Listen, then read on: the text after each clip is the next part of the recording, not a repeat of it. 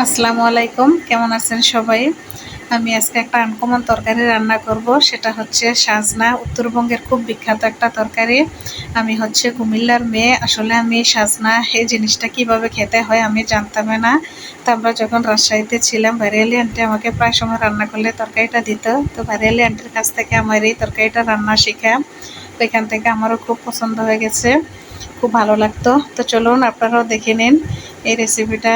এখানে আমি তেল দিয়ে দিলাম, তেল গরম হয়ে গেছে। এবার পেঁয়াজটা একটু লাল লাল করে ভেজে নেব।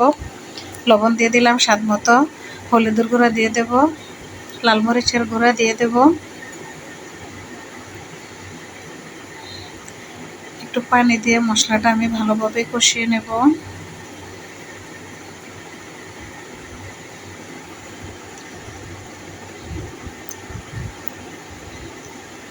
এ পর্যায়ে আমি একটু রসুন বাটা দেব। এখানে রসুনটা আমি মশলার সাথে আর একটু ভেজে নেব। তো মশলা আমার প্রায় কষানো হয়ে গেছে।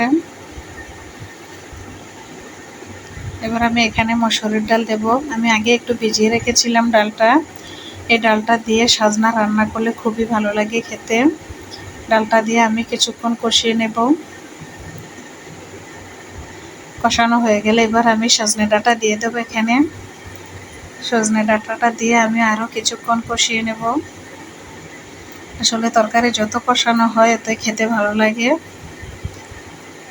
এতে ঢাকনা উঠিয়ে আমি আরেক কিছুক্ষণ নেড়ে চেড়ে নেব।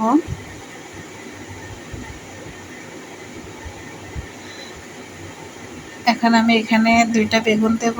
বেগুনটা দিয়ে দিলাম আমি।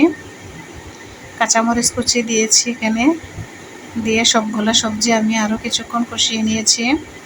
এবার আমি এখানে পানি দিয়ে দেবো পরিমাণ মতো। পানিটা দিয়ে ভালোভাবে মিশিয়ে নেব।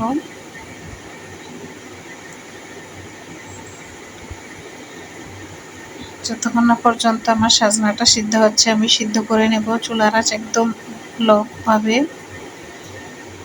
এই তো মাঝে মাঝে আমি নেড়ে চেড়ে দিচ্ছি। আমার খুব পছন্দের একটা তরকারি সাজনা। আমার হাজব্যান্ডও খুব পছন্দ করে, আগে তো জানতোই না এটা কীভাবে খেতে হয়। এ পর্যায়ে আমি একটু জিরার গুঁড়া দিয়ে দিলাম, দিয়ে ভালোভাবে মিক্স করে দেব। এই তো হয়ে গেল সুস্বাদু সাজনা তরকারি। আপনারা যারা এটা পারেন না তারা একবার হলেও ট্রাই করবেন, খেতে খুবই ভালো লাগে। আশা করি আপনাদের কাছেও ভালো লাগবে, আমার কাছে তো খুবই ভালো লাগে।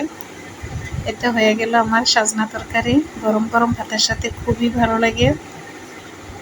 আজকের ভিডিওটা এই পর্যন্ত, সবাই ভালো থাকবেন, আল্লাহ হাফেজ।